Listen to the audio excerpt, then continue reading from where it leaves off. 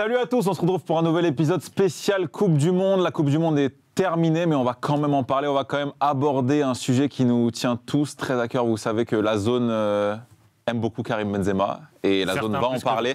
Oui, certains plus que d'autres évidemment. Et en parlant de ça, celui qui est normalement à ma droite n'est pas là et il est remplacé par Johan. Comment ça va, Johan? Ça va très bien.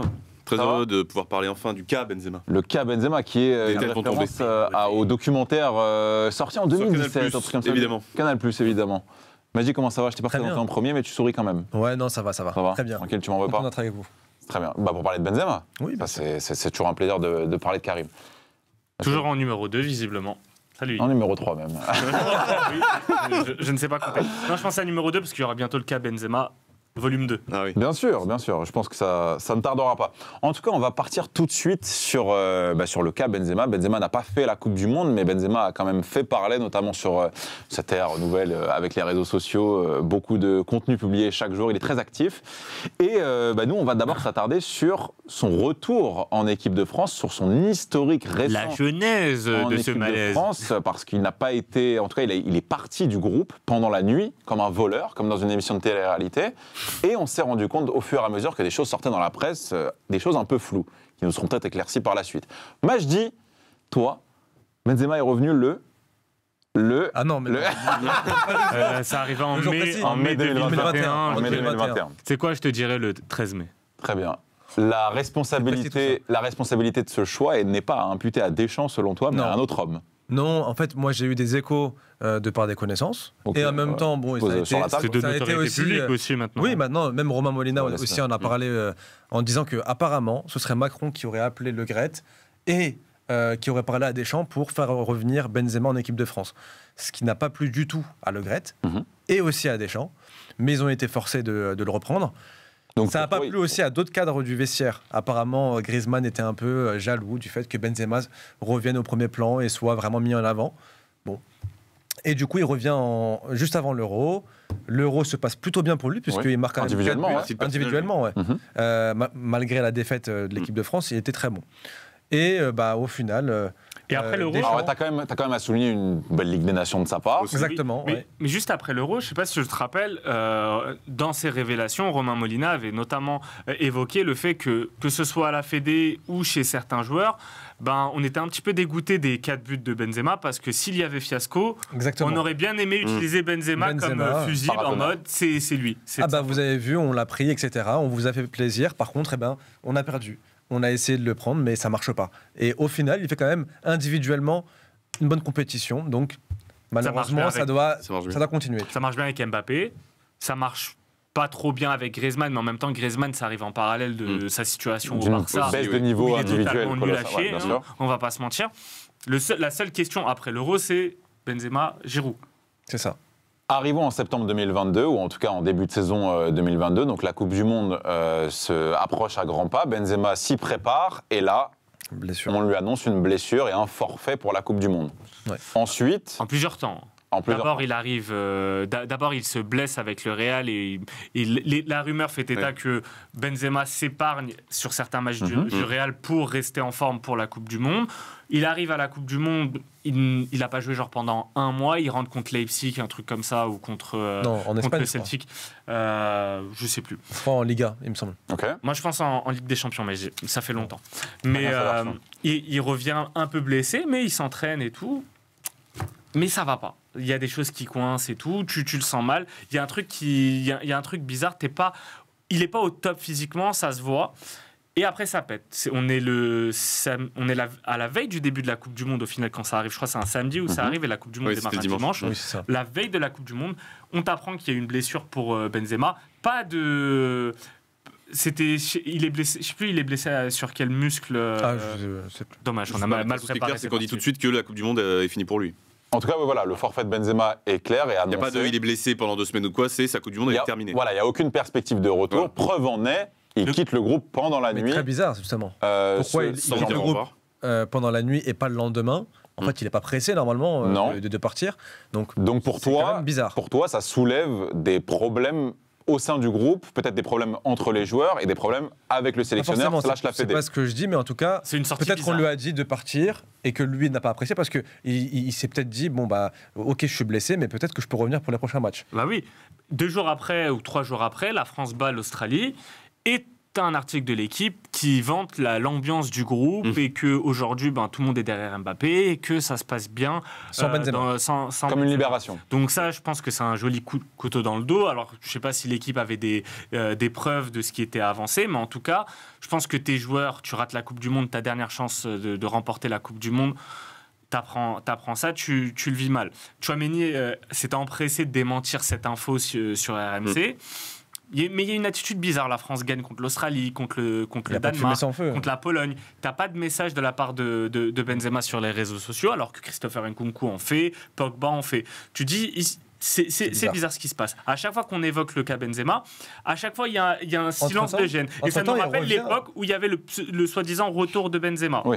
Entre-temps, il revient Et il y a au même centre une rumeur. d'entraînement du Real Valdebebas. et il va voir le staff médical du Real qui bizarrement dit mais attendez les gars en fait il n'est pas autant blessé que ce que vous avez dit. Ce que tu veux dire, c'est qu'il aurait pu patienter, on va dire, peut-être toute la phase de poule. Il aurait pu rejouer à partir du 3e groupe contre la Tunisie. Rejouer contre la troisième Tunisie. Ça aurait été, honnêtement, objectivement, ça aurait été judicieux ou Il pas? aurait pu jouer 15 minutes peut-être. Ouais, mais- Si je peux faire une petite parenthèse Dis-moi. là-dessus, il faut mettre, t'en prie. on pourrait mettre aussi ça en corrélation avec les autres Blessés. blessés qu'il y a eu dans les Bien autres sûr. équipes, les joueurs qui étaient importants, pour citer Neymar ou Mané, Oui. Ouais. où là, bon, Alors Neymar joue. l'importance n'est pas forcément peut-être la même, on va dire, entre Benzema et l'équipe de France et les deux autres joueurs avec leur nation, mais tu vois bien que Mané, si on peut l'emmener sur un brancard et le mettre Il a- en chaise roulante sur le terrain, on le fait. Juste la différence avec Neymar, c'est que Neymar, il débute quand même la compète. Oui. Bien sûr. Benzema, pour Benzema, Deschamps, sa place, ou en tout cas pour c'est ceux qui clairement- ne Benzema, il est dans le voulaient- groupe. pour ceux qui ne voulaient. Complètement de Oui. moi. Benzema, Possible. Benzema, il fait les premiers entraînements avec le Voilà. groupe. Et moi, la sensation que j'ai quand Benzema se pète, c'est que au départ, l'idée, c'était... Je rétropédale un petit peu. L'idée, quand il arrive dans le groupe, c'est il sera peut-être pas au top contre l'Australie, Oui. donc il démarrera plus contre le Danemark. Et tu as cette sensation qu'il force sur une séance d'entraînement C'est ce qui est dit, ouais. et il se pète là-dessus. Comme si, allez, vas-y, donne tout parce que en gros, t'es pas légitime. Il faut que tu te battes à 100%. Si tu ne aux rates ne entraînements. serait-ce qu'un match, Voilà. tu pourrais te retrouver recréer- sur la touche. Parce qu'on va remettre Giroud titulaire et donc tu vas être sur la touche, ça va mal se passer. Moi, j'ai l'impression qu'il y a cette espèce Et donc de ça de débat traduit qui se fait, quelque malaise. chose de bizarre. d'un malaise à chaque Bah, fois. c'est ça, c'est qu'ils ont mal géré en fait sa blessure et apparemment il l'aurait fait reprendre trop tôt et trop fort. Trop fort. Donc du coup il revient, il se blesse plus profondément, mais malgré ça le staff médical dit qu'il peut quand même jouer pour les prochains matchs. Donc à un moment donné tu as une période de doute aussi où tout le monde se demande est-ce que Benzema peut revenir Parce qu'il est dans les Ouais, listes. parce que normalement, il est il dans n'a la pas liste, été bien sûr. remplacé. Oui. Alors que Benzema, dans son communiqué, dit je laisse ma place Oui. à quelqu'un pour ne pas être en gros Ouais. un poids pour le groupe. Le lendemain, à Téléfoot, Deschamps dit C'est qu'il clair que ça, ne prendra ça personne. ne coûtait rien en termes d'effectifs. Et là, une fois que la Coupe du Monde est terminée, on peut l'affirmer. Ça n'aurait rien coûté en termes d'effectifs de le garder au Qatar avec eux. Bah, Bah, c'est sûr. ouais. Mais après, est-ce qu'il aurait été. Sauf si dans l'équilibre du groupe Voilà. ça ne matchait pas. Et c'est bien ça Et qu'on c'est- va et aborder c'est tout de peut-être- suite. Et c'est peut-être ça aussi le problème, c'est que peut-être que à un moment donné, tu as eu des problèmes avec certains du vestiaire. Tu n'es plus aussi proche que ça d'Mbappé depuis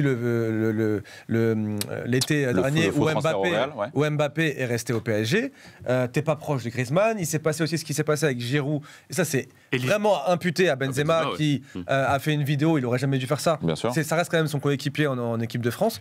De Vidéo. dire que c'est un karting Mais- et lui une F1. Mais rappelons quand même là-dessus qu'il y a toujours ce débat, et ça m'a saoulé, cette vidéo date du confinement en 2020. Oui. À ce moment-là, l'histoire de Benzema avec l'équipe de France, elle est quasiment finie. On n'imagine même pas un retour de Karim Benzema. Entre-temps, il y a un Real Chelsea où les deux se croisent, se serrent la main, tranquille. Donc, ce qui se passe avec... On est sur un live avec Tranquille, Mohamed mais pas Eni et tout. tranquille. Non, mais en tout Après, cas, c'est parce que en tout cas, on n'est Giroud, pas sur un Giroud truc qui n'a de... pas forcément voulu répondre ou quoi, Oui. ou rentrer Ouais. dans la polémique, voilà. Alors qu'en vrai, il aurait pu. Ça se fait pas. Mais quand Quoi tu qu'il arrive, vois- ça se fait pas. Oui, mais Comme entre-temps, Benzema, il y a ça un se fait pas, euro où les deux cohabitent, Mm. ça se passe plus ou moins bien, personne n'a fait état de problèmes Oui. dans le groupe, et tu as l'impression qu'en fait, ça a été mal digéré, et un truc qui a peut-être changé aussi le statut de Benzema, c'est son ballon d'or, Mm. c'est d'être vu comme le ballon d'or, parce que peut-être qu'en contrat-pub, en pub avec l'équipe de France, ça le met plus en valeur parce qu'il a ce statut de ballon d'or, et je pense que certains n'ont pas digéré. Et certaines rumeurs disent que... Ah, voilà, on est dans l'hypothétique, évidemment. Voilà, Je sais pas, que dans le vestiaire, Benzema a eu écho du si ta blessure pouvait durer, ça Mais ferait arrangerait. plaisir à Je vais- certaines personnes. Je vais pas dire que Mbappé pensait comme ça, mais si je suis Mbappé et que j'ai Benzema qui est dans mes pattes. Donc il joue en pointe, etc. Bah, forcément, il y a plus de circuits de passe qui vont aller vers Benzema. Benzema peut marquer. Il va peut-être pas autant marquer Mbappé aussi dans les matchs. Peut-être qu'ils vont se diviser un peu les nombres de buts. En tout cas, il se dit que l'équipe ne va plus s'adapter uniquement à lui. Exactement. Donc, c'est peut-être aussi comment dire, un poids aussi pour Mbappé, le fait d'avoir Benzema qui lui est le Ballon d'Or actuel et qui peut marquer peut-être plus de buts que lui. Je vais pas te mentir, mais moi j'ai jamais cru à cette théorie. Que ce soit leur amitié en mode boyfriend, j'y ai jamais cru, et j'ai jamais cru non plus à cette inimitié parce que l'un est Ballon d'Or, je sais pas quoi. Je sais pas. Je pense que les deux sont des compétiteurs qui sont programmés pour gagner des compétitions et gagner des titres, et que les deux se sont super bien trouvés footballistiquement. Ça a mis du temps. Au début, c'était pas facile, ça semblait pas naturel, mais tu l'as vu à la Ligue des Nations, tu vois que les deux sont archi complémentaires. Le problème, c'est que Deschamps, à un moment donné, toutes les questions sur Benzema, il se retrouvait à les éviter comme avant. Et tu as cette situation où Benzema, au fil de la Coupe du Monde, il commence à mettre des stories un peu bizarres, des messages. On ne sait pas ce qu'il veut dire. Lui ou son pote, il y en a un qui s'appelle Big Ben. Big Ben. Il le suit. Et qui dit quoi? Il dit dans sa story, on a compris votre petit jeu, mais alors on ne veut plus jouer. Ça c'est très récent. Donc, ça date de quand? De la veille de la finale de la Coupe du Monde, avec le message de Benzema qui. Et en parallèle, alors parce que la fédération a voulu inviter Zidane à venir regarder le match, enfin la finale avec les Bleus, et au final il a pas accepté. Et donc, justement, lui, en tout cas, moi, de ce que j'en ai compris, tu as vraiment eu deux camps. En tout cas, tu as eu le camp de l'équipe de France à la Coupe du Monde avec Deschamps et sa sélection. Le groupe vit bien. Voilà. Et de l'autre côté, Zidane et Benzema. En plus, Zidane, on sait qu'il était pressenti pour reprendre l'équipe de France. On l'attend toujours. Donc, peut-être que, et ça, c'est des choses qui sortiront peut-être après, qu'on lui a refusé la sélection pour des raisons qu'on ne connaît pas encore. Et donc, d'un côté, Zidane et Benzema, on va dire un peu exilés de l'équipe de France. Et au milieu de tout ça, tu as une communication qui est assez désastreuse des deux côtés. Deschamps, qui est sélectionneur de l'équipe de France, qui refuse de répondre à certaines questions, mais en mode c'est un sujet tabou, il leur doit de l'argent, Benzema. Moi, je trouve ça ouf.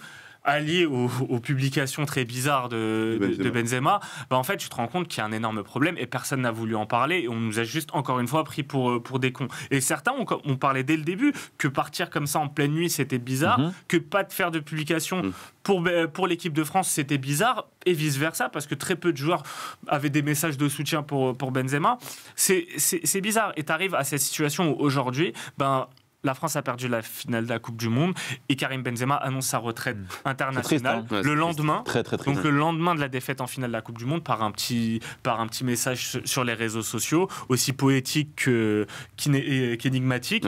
J'ai fait les efforts et les erreurs qu'il fallait pour être là où je suis aujourd'hui, et j'en suis fier. J'ai écrit mon histoire et la nôtre prend fin. Noévé.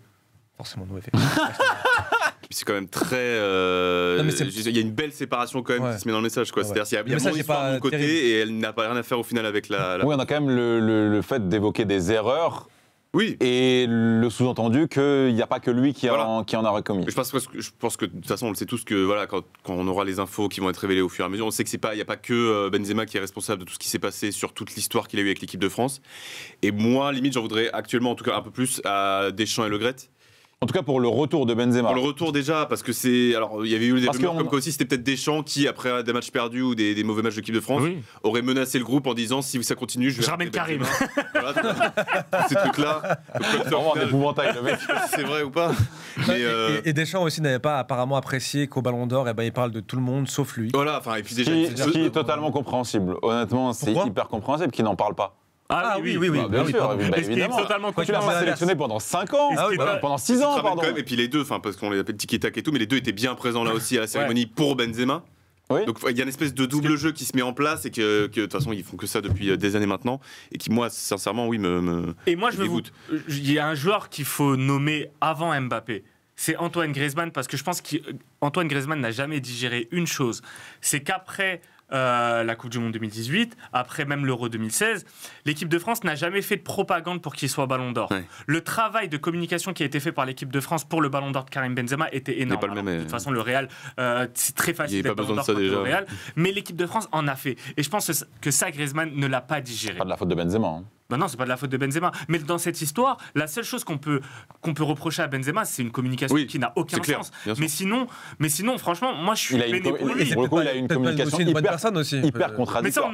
Une communication qui rajoute de l'huile sur le feu. Je vais pas l'affirmer, mais c'est pas à nous de juger. Il faut peut-être avouer aussi que le mec est pas forcément une bonne personne. Peut-être. Avec ses coéquipiers, avec l'histoire Valbuena, avec l'histoire Giroud. Mais ça, il y a toujours ce truc qu'on me disait aussi, c'est alors pourquoi au Real ça se passe bien en fait? Bah oui. C'est moi, c'est ça qui est mal à comprendre aussi, tu vois. Non, mais et après, il peut être bien en club et il peut être mal aux sélections. Pourquoi? Mais non, mais tu peux. Si t'es une mauvaise personne, peu importe où t'es. On les a vus dans toute une vie des joueurs qui étaient un peu problématiques. Balotelli, par exemple. Son implication sur la sextape de Valbuena, elle n'est plus mais on va pas tout le temps parler de la sextape. À un moment donné, cette affaire a été jugée. Benzema en a souffert, et Valbuena aussi. En tout cas, je pense qu'il a assez payé avec l'équipe de France. Pas tout le temps. C'est pas ce que je dis. Juste que voilà. Dans le groupe, peut-être qu'au niveau de l'équilibre, un Benzema, c'est pas le top. Peut-être, mais comme tu le disais tout à l'heure, c'est peut-être qu'on ne lui a pas fait sentir qu'il était aussi légitime qu'il aurait dû l'être. Ça veut dire qu'il n'a pas été pris pendant une certaine période pour une raison évoquée par Deschamps, par la fédération aussi peut-être, le fait qu'il soit mis en accusation, en tout cas qu'il soit jugé.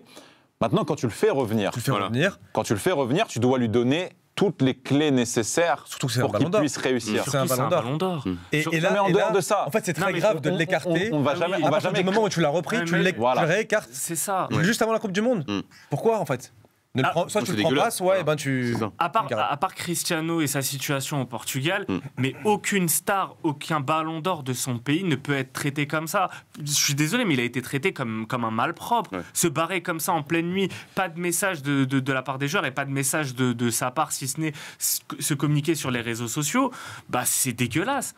Mais vraiment, c'est pas propre. Et je pense que le mec, il avait fait de la Coupe du Monde un objectif immense, quitte à sacrifier le début de saison avec le Real, parce que c'était sa dernière chance. Parce qu'il avait déjà tout vécu avec le Real, c'était le seul truc qui lui manquait, c'est au moins une belle réussite avec l'équipe de France. Et je pense qu'il était motivé pour ça aussi. Et on demande de partir parce que tu peux pas être là contre l'Australie et contre le Danemark.